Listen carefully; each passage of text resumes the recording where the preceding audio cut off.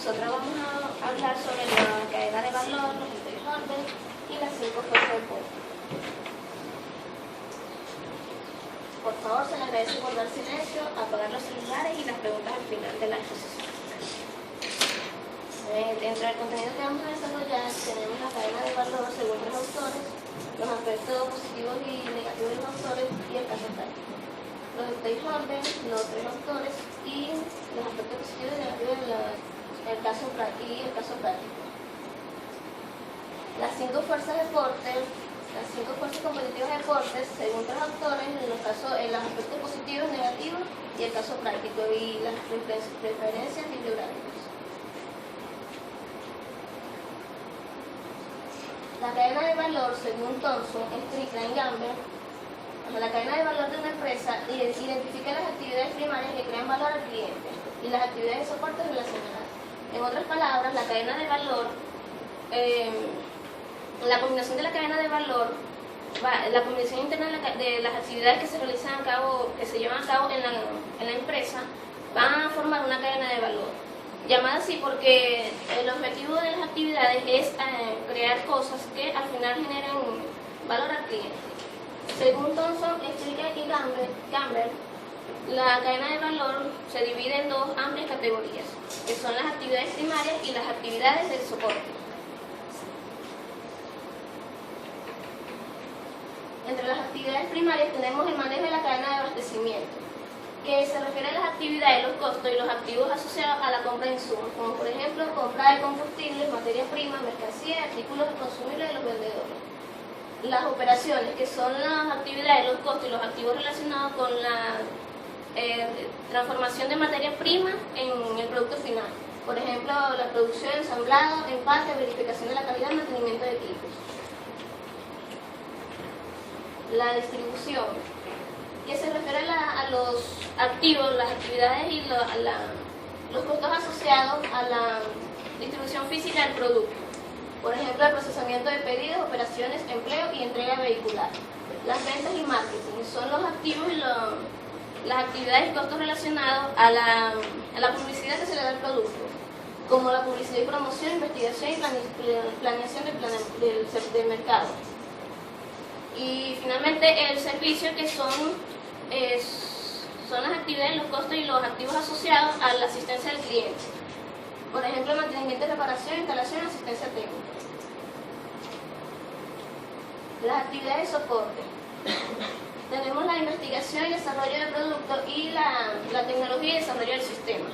Por ejemplo, esas son las actividades, los costos y los activos asociados a la investigación y desarrollo del producto. Por ejemplo, su proceso, mejora del proceso de diseño, sistema de telecomunicaciones, capacidad de base de datos, desarrollo de software, ingeniería de computadora, el manejo de recursos humanos. Esas son todas las actividades referentes a la selección, contratación, capacitación y desarrollo de toda clase de personas de la empresa. Y la administración general. Estos son los costos, las actividades y los activos asociados al control total de la empresa. Por ejemplo, el control general, contabilidad y finanzas, asuntos legales, seguridad y higiene. Los procedimientos para realizar la cadena de valor son clasificar las actividades de la empresa en primarias y de soporte, asignar los costos y activos operativos correspondientes para evaluar la contabilidad de costo basada en las actividades, determinar la contabilidad de costo y, finalmente, detectar las actividades internas que producen una ventaja o desventaja de costo.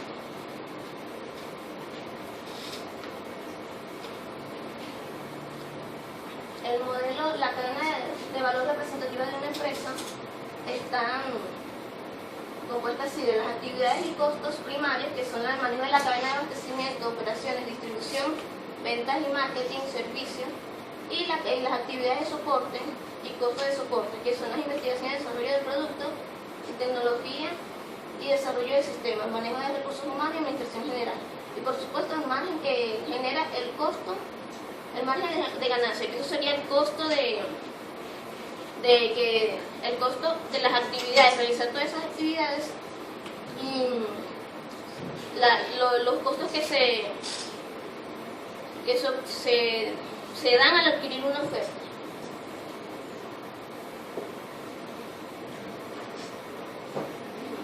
La cadena de valor, según Borges.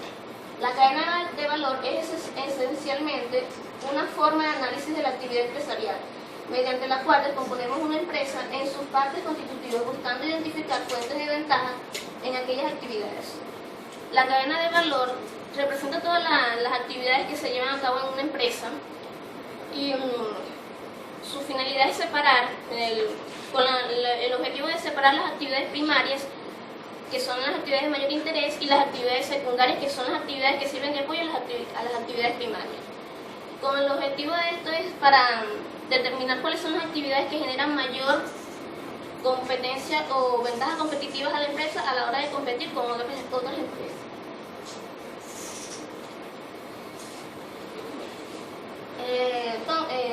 Porter también divide la cadena de valor en dos amplias categorías, que son las actividades primarias y las actividades secundarias o de soporte.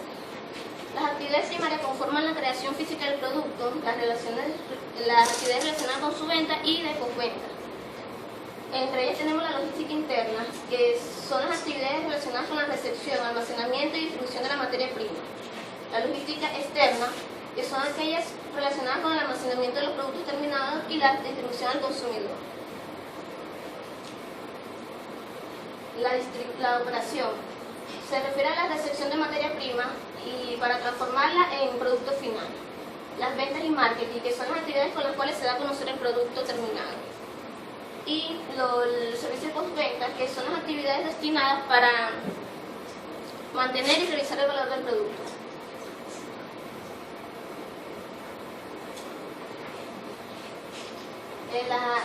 También está la infraestructura de la organización. Estas son las actividades que prestan apoyo a toda la empresa en general, como la planificación, la contabilidad y las finanzas. Y la dirección de recursos humanos, que son las actividades relacionadas con la búsqueda, contratación y motivación al personal.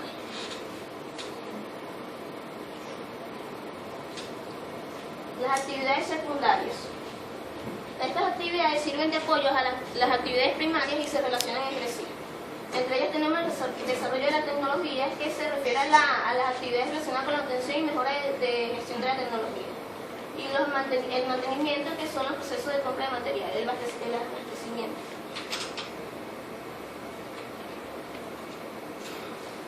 El procedimiento para realizar la cadena de valor, esos procedimientos son los que yo pude observar, que son establecer la estructura organizacional. Esto se hace mediante un organigrama para conocer los niveles jerárquicos que posee la empresa y conocer la dependencia que cada uno tiene, que nos permite identificar las actividades primarias como la operación, logística interna, externa, las ventas y servicios. Y las actividades secundarias o de apoyo, que son la infraestructura de la empresa, el abastecimiento y desarrollo de tecnología.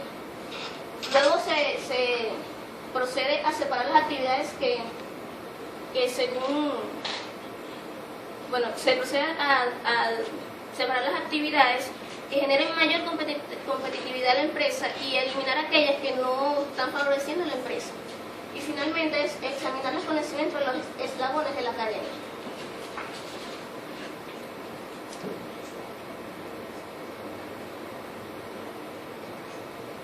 El modelo de la cadena de valor. Primero tenemos las actividades primarias, que son las implicadas directamente en la creación del producto. Estos son la logística interna, las operaciones, logística externa, marketing y servicio. Luego las actividades de apoyo, que son las actividades implicadas indirectamente en la creación de servicios. Las líneas punteadas reflejan que las actividades dirección de recursos humanos, desarrollo de tecnología y realización se pueden asociar con las actividades primarias. Sin embargo, la infraestructura de la empresa no está asociada con ninguna actividad primaria, porque ella presta apoyo a toda la empresa como tal. Y el margen, que eso es lo que se acepta pagar, y el costo incurrido por adquirir la oferta. Gracias. La cadena de valor según Antonio Francesco, mi compañero David Arash. Okay, continuamos con lo que es la cadena de valor, en este caso con el autor Antonio Francesco, el cual expresa que la cadena de valor proporciona un modelo de aplicación general que permite representar de manera sistemática las actividades de cualquier unidad estratégica de negocio, bien sea aislada o que pertenezca a alguna corporación. ¿Qué permite, qué proporciona la cadena de valor? Proporciona una estructura coherente que permite diagnosticar la posición de la empresa respecto a sus competidores. También proporciona un marco teórico que permite definir las acciones tendientes a desarrollar una ventaja competitiva sostenible a la empresa.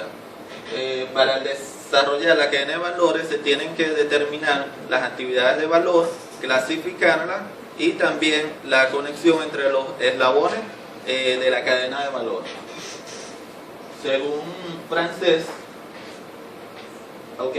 las actividades se dividen en dos tipos de actividades. Las actividades primarias, que son las que ubicadas en la línea de valor, son más que todo las actividades de producción de la empresa, y las actividades secundarias, que son las que ofrecen apoyo a las actividades primarias. Vemos aquí un ejemplo. Tenemos entre las actividades primarias la logística, que se refiere a la recepción, al almacenamiento, al inventario y control de inventario de los productos o servicios. Las operaciones, que se encargan de convertir esos productos de convertir la materia en el producto final. La logística de salida, que se encarga de la distribución. El mercadeo y venta, que se encarga de facilitar los productos a los compradores a través de promociones, estudio de mercado, venta. Y los servicios postventa, que son los servicios que ofrece la empresa a sus clientes. Las actividades de apoyo, tenemos lo que es la dirección, que en esa parte se ubica lo que es la planificación, la parte jurídica. Segundo, tenemos la finanza.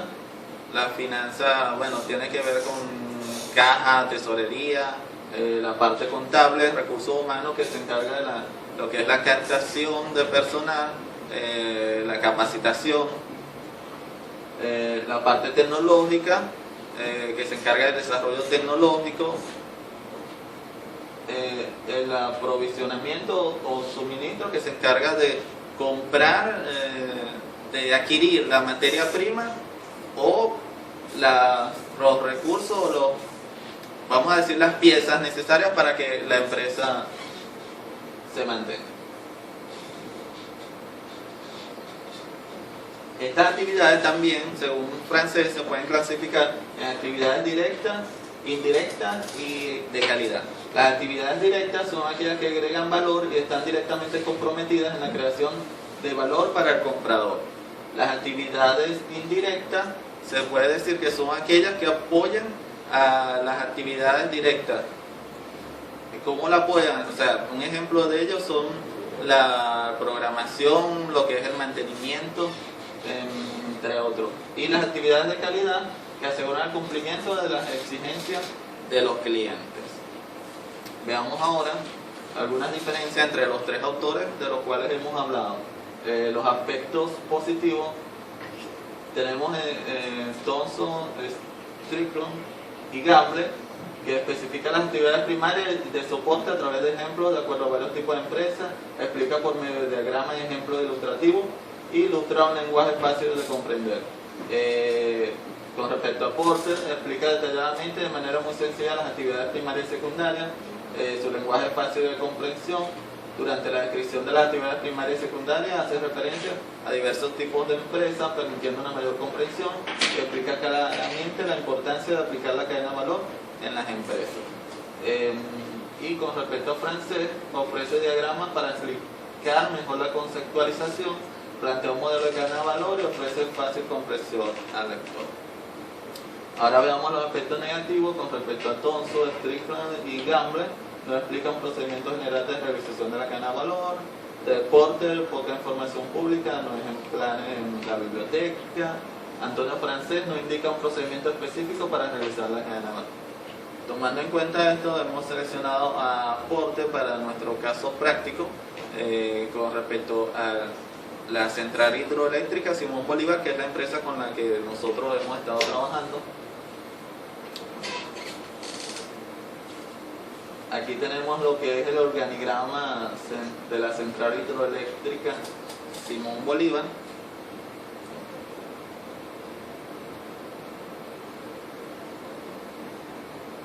Veamos la cadena de valor en este caso. Una de las actividades primarias que podemos determinar en nuestra empresa son la materia prima principal, es el agua de la central hidroeléctrica. Otra de las actividades primarias es almacenar y distribuir el servicio, esto a través de las subestaciones. Procesar la materia prima.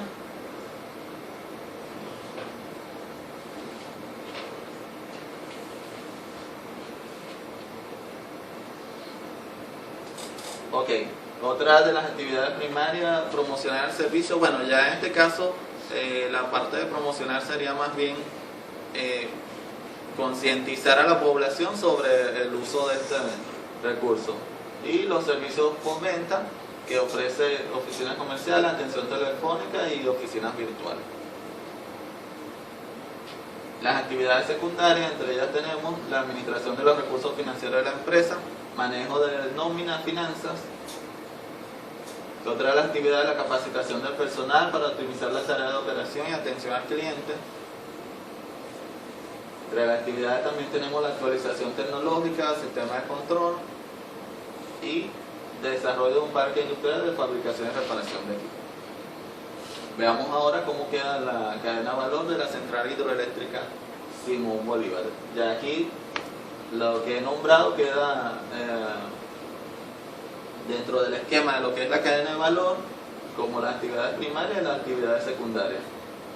La conexión entre los eslabones de la cadena de valor, por ejemplo, si se tiene un buen manejo de lo que es la parte financiera de la empresa, eso va a reflejar o va a influir en lo que es la buena capacitación del personal para optimizar las áreas de operación y atención al cliente, y eso a su vez va a influir en lo que es la capacitación en la actualización tecnológica del sistema, y mientras se tenga actualizada y buena capacitación del personal, también eso influye en lo que es la fabricación y reparación de equipos, es decir, disminuye lo que tiene que ver con la reparación de equipos. En este caso se puede notar allí lo que es la conexión entre los eslabones de la cadena de valor.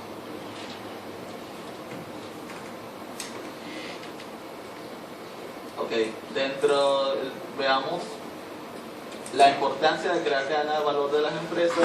Entre su importancia tenemos que realizan mejor análisis interno de la empresa, se identifican las ventajas competitivas y se comprende mejor el comportamiento de los costos.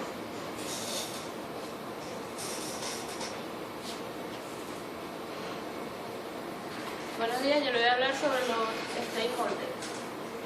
En la organización, si bien el recurso humano juega un papel fundamental, importante para el desempeño de la organización, no solamente en la perspectiva interna, sino también externa. Pero también se dice que hay una controversia referente a la perspectiva externa, porque los elementos, se podría decir que los elementos humanos no se pueden posicionar como recursos humanos de la empresa, dentro de la empresa. Y es allí donde surge el concepto de los stakeholders. Y según Leonard Gibson, son los individuos, grupos y organizaciones que serán impactados por el plan estratégico de la organización y el proceso de planeación, o que probablemente están interesados en ello.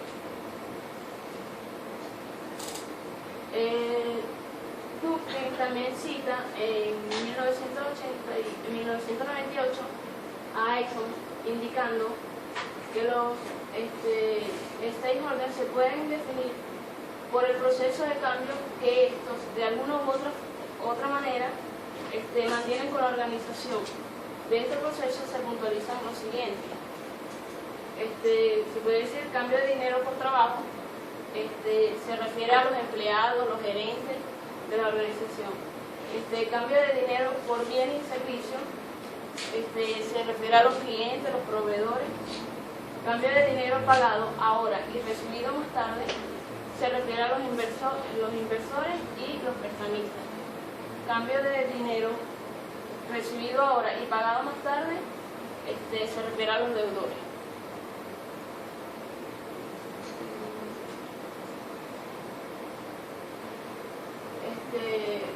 Leonard también nos facilita un procedimiento, una serie de pasos donde podemos determinar de qué manera pueden influir los stakeholders en las organizaciones. Y esto sería el paso 1, identificar quiénes son los stakeholders de la organización. 2, definir las expectativas de los stakeholders con respecto al comportamiento de la organización.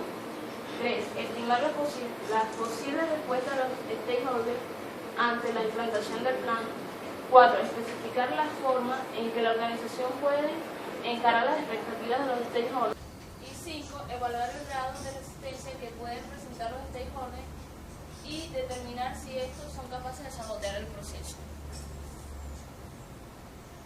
Tenemos otro punto de vista según David Arellano. Los stakeholders externos podrían ser todas las organizaciones o individuos que en su cumplimiento de sus objetivos se ven afectados por las acciones de la empresa. Y esto se podrían decir que son los ciudadanos, los partidos políticos, proveedores, gobernadores, competidores, etc. Según David Arellano, los stakeholders internos son todas aquellas organizaciones, individuos que se encuentran dentro de la empresa y que de alguna u otra manera afectan o se ven afectados por las acciones o por los productos o servicios de la empresa. Esto podrían ser los líderes, los sindicatos, el equipo de investigación, estructuras técnicas, trabajadores operativos, etc.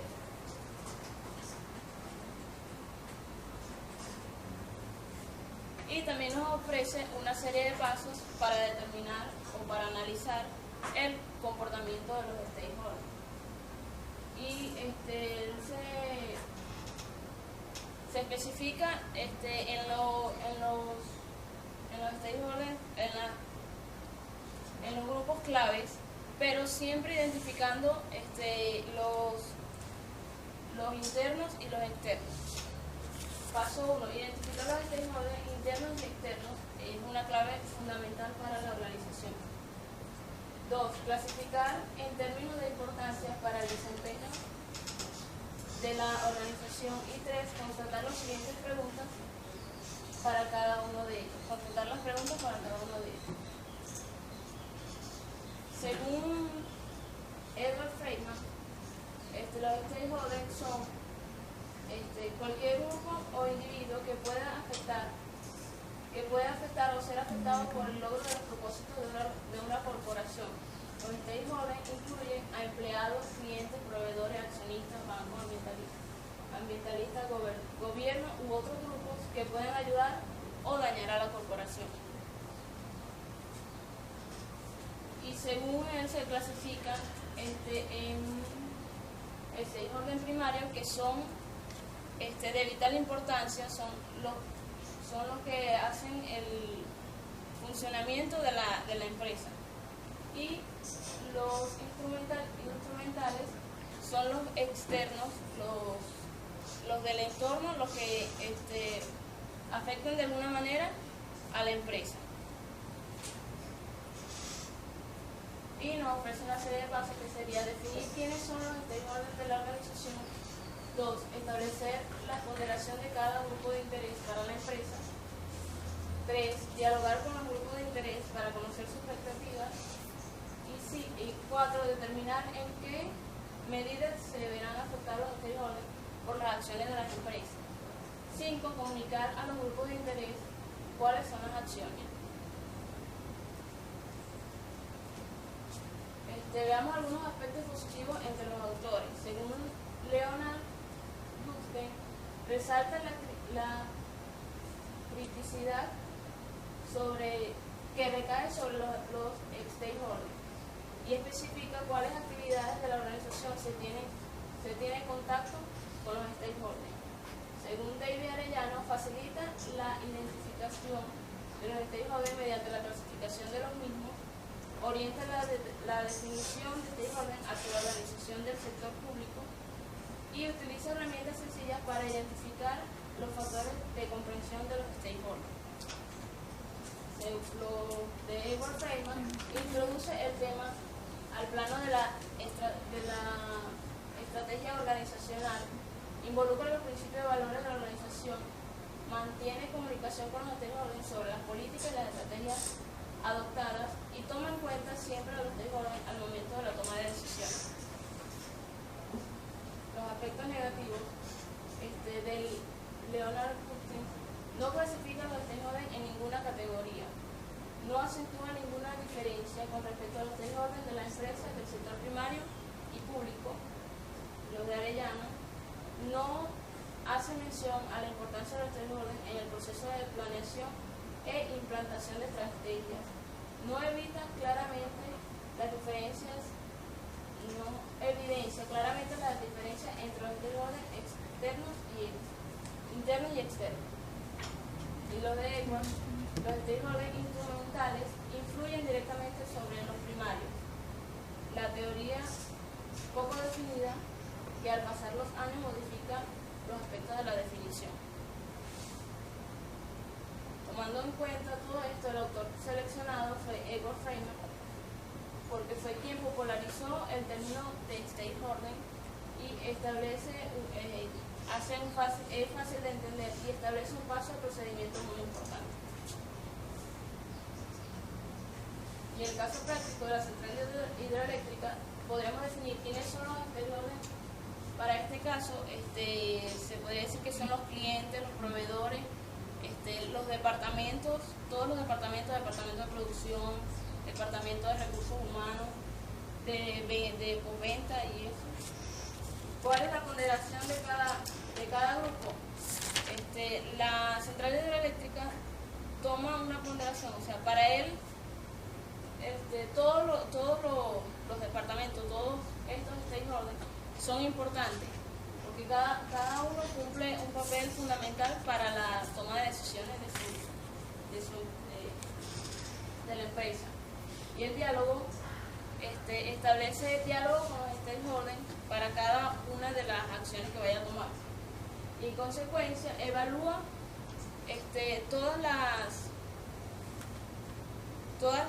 evalúa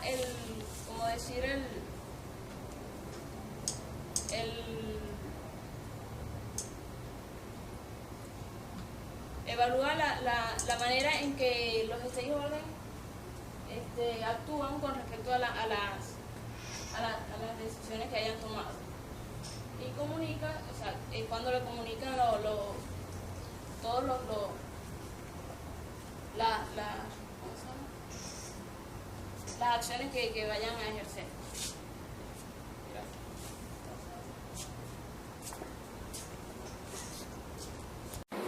Bueno, continuamos con las 5 fuerzas de Porter. Las empresas u organizaciones son entidades que se encuentran relacionadas entre sí, ya que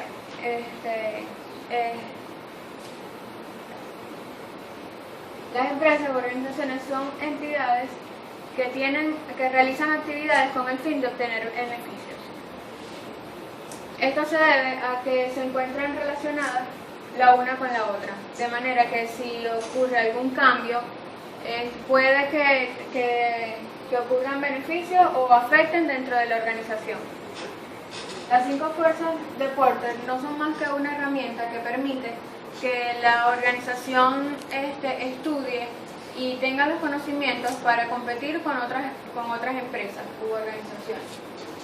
Nosotros estamos trabajando con el autor Fred Davis, que define la rivalidad entre las empresas competidoras, que no es más que identificar cuáles son las empresas que trabajan lo mismo que de una empresa. Pues por lo menos nosotros estamos trabajando con la central hidroeléctrica Simón Bolívar y aquí en Venezuela no tiene otro rival, sino que estamos trabajando con empresas extranjeras. Está el ingreso potencial de nuevos competidores dentro de Venezuela. No existe no existen nuevos competidores ni se van a realizar ninguna empresa que la compitan a ellas, sino que tienen más bien como sucursales pues, de la misma empresa. Está el desarrollo del potencial de productos sustitutos, como las otras, por ejemplo, las otras creaciones de energía eléctrica. Está la capacidad de negociación con los proveedores y la capacidad de negociación de los consumidores. Estas son las 5 fuerzas de aporte que define el FREDDEI. Según su procedimiento, no es más que identificar los aspectos o elementos de clave de cada fuerza competitiva que repercute en la empresa. También se encarga de evaluar la fuerza e importancia de cada elemento para la empresa y decidir si la fuerza conjunta de los elementos justifica que la empresa entre o permanezca en la industria. Aquí tenemos las 5 fuerzas de aporte según Thomson, Strickland y Gamble. Ellos definen que la rivalidad entre los vendedores y competidores son presiones competitivas para una mejor predicción en el mercado, mayores de venta y participación del mercado y ventajas competitivas. Esto define los proveedores de materias primas, partes, competidores y otros recursos e insumos, que son aquellas presiones competitivas del poder de negocio del proveedor y de la colaboración proveedor del vendedor. Están también los compradores, que son esas presiones competitivas del poder de negociación comprador y de colaboración comprador y vendedor. Esas están estableciendo relaciones entre la rivalidad entre el vendedor y comprador. Están las empresas de otras industrias que ofrecen productos sustitutos, que en este caso, donde nosotros estamos trabajando para una central hidroeléctrica, no existe un sustituto sino más que el agua. Están las presiones competitivas provenientes de los esfuerzos de empresas ajenas a las industrias por ganar compradores para sus productos. Y los nuevos actores potenciales, presiones competitivas de amenaza dentro de la entrada de nuevos rivales. Que nuestra empresa, como ya lo expliqué antes, en este país no tiene rivales. Sin embargo, en China y Brasil, que son los rivales más fuertes dentro de las centrales hidroeléctricas. Su procedimiento son identificar las presiones competitivas específicas asociadas a cada una de las 5 fuerzas, evaluar las fortalezas de las presiones que comprende cada una de las 5 fuerzas, que son vigorosa e intensa, de moderada, anormal o débil, y determinar si la fortaleza colectiva de las 5 fuerzas competitivas permiten ganar beneficios atractivos. Según Leonard Costain, él define las 5 fuerzas de Porter como de suma importancia que una empresa u organización sepa cuáles son sus competidores y cuáles estrategias poner en práctica, y luego, con dicha información proporcionada, implementar sus propias estrategias.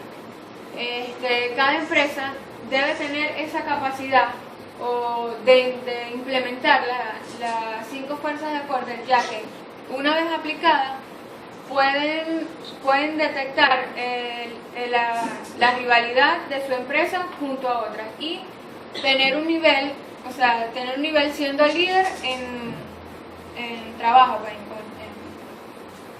siendo líder como empresa. Según Porter, propone 5 fuerzas. Leonard Costain cita a Porter proponiendo las 5 fuerzas, que son intensidad de la rivalidad entre competidores, amenaza de nuevos operadores, poder de regateo de los compradores y poder de regateo de los proveedores, y también la presión de los productos o servicios sustitutos. Su procedimiento se debe buscar el origen de cada una de las fuerzas para determinar oportunidades o debilidades y obtener información sobre los competidores y estrategias que ponen en práctica. También se evalúa la información y, de ser necesario, se crean las propias estrategias que permiten que la empresa se mantenga dentro de la industria obteniendo beneficios. Aquí les menciono los aspectos positivos entre los 3 autores que ya les había explicado. Está Fred Davis, lo cual nos ofrece en sus 5 nos ofrece una fácil comprensión, nos plantea 3 pasos para la aplicación de las 5 fuerzas y nos ofrece un cómodo acceso a la información. De esta manera nos define el modelo como una herramienta muy importante para la elaboración estratégica. Thomson, Strickland y Gamble definen 3 etapas para emplear el modelo, define las fuerzas competitivas como una herramienta de negocio y el análisis propio de los factores que influyen en la rivalidad.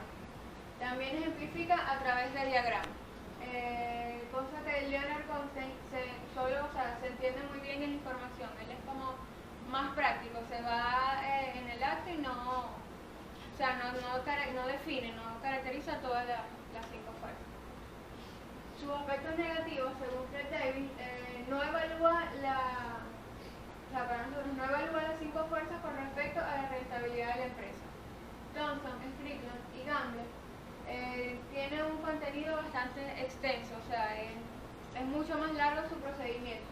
Y Leonard Goldstein no explica un procedimiento para la aplicación de las 5 fuerzas, es muy específico a la hora de definir las 5 fuerzas y no proporciona ejemplos ni diagramas.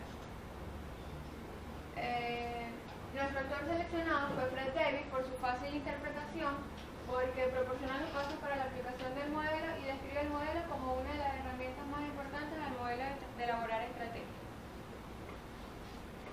Aquí estamos trabajando nuestro caso práctico, como ya lo habíamos hablado antes, la central hidroeléctrica, su rivalidad entre competidores, la rivalidad entre sus competidores es una de las 5 fuerzas de aporte según Fred Davis, que fue nuestro autor seleccionado, y la empresa nos define sus aspectos clave, que es un sistema eléctrico nacional, tiene una capacidad instalada de 22.730 megavatios, una generación hidráulica de un 65%, 14.597 megavatios, es de generación térmica de un 35%, se encuentra ubicada en el estado Bolívar con 10 millones de kilovatios en sus 2 casas de máquinas.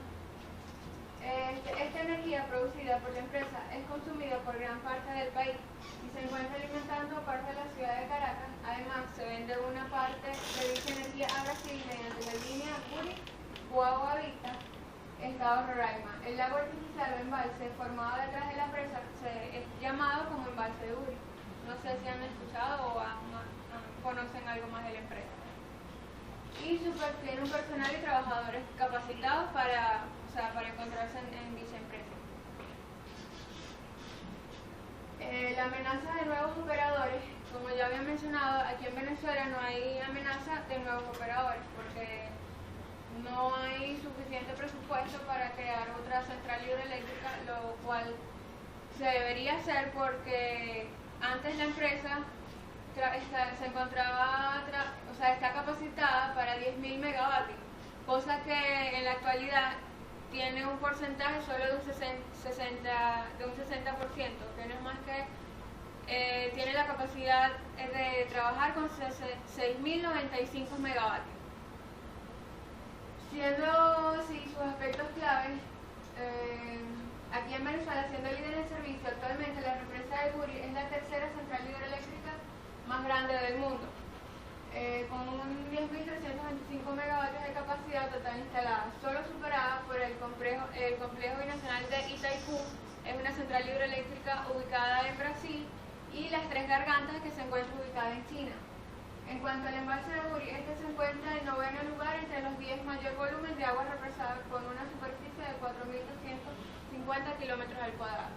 Aquí observamos la empresa de China, las Tres Gargantas, la hidroeléctrica de Itaipú de Brasil y la Simón Bolívar.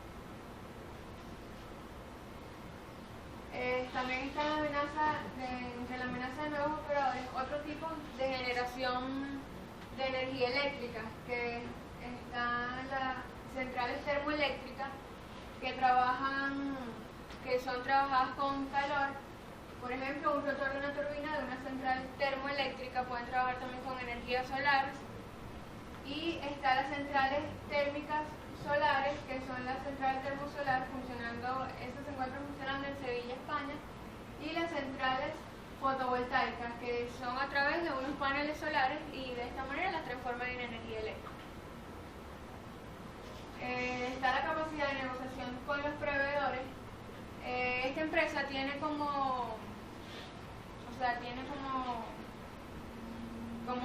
aspecto positivo que siendo líder, las demás son como asociaciones a ella misma, pues como está la empresa de Tocoma, Manuel Piar, ahorita lo explico, vamos adelante. Sus aspectos claves es mantener relaciones a largo plazo y mutuamente beneficiosas con sus proveedores, que son la Central Hidroeléctrica Antonio José de Sucre, la Central Hidroeléctrica Francisco de Miranda y la Central Hidroeléctrica Manuel Piar. La capacidad de negociación de los consumidores. El consumidor principal de este servicio es todo el territorio nacional de Venezuela, además de Brasil, que también consume dicho servicio. Y a sus consumidores se les debe brindar una buena atención y un servicio de calidad. Realizando una evaluación sobre las 5 fuerzas, se determina que la Central Hidroeléctrica Simón Bolívar cuenta con única sucursal a su nivel en todo el país, brindando mejores servicios y energía eléctrica de calidad, un personal y trabajadores capacitados y mantiene relaciones beneficiosas con sus proveedores. Puede ser diferenciada por la cantidad de megavatios que es capaz de soportar, con respecto a las otras empresas. Como decisión, a pesar de sus cuentas con diversos rivales, estas fuerzas demuestran que tienen un gran potencial para seguir compitiendo con las otras empresas, desarrollándose económicamente y posicionarse en un nivel mayor al mercado. ¿Qué pasa? Que cuando una empresa se encuentra con otras como rivales, lo que deben hacerse es realizar este estudio, realizar las fuerzas de aporte e identificar sus debilidades. En este caso a la represa se le tienen que hacerle mucho más mantenimiento e instalación de más casas y máquinas para una generación de energía mucho más positiva para todo el país.